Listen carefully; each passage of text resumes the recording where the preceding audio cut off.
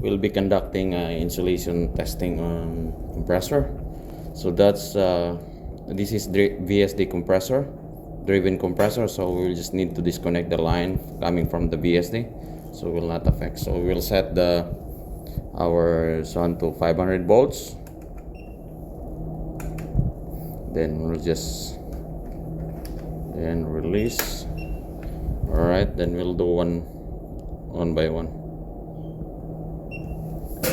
Do from here. So that's good. Line 2. Then it's good. Alright, so everything is good with our compressor, because we are just testing it because of the issue of the VSD, whether it has some problem with the fan. So now we'll go with the resistance value. We'll set our meter to ohms and see every line whether everything is good.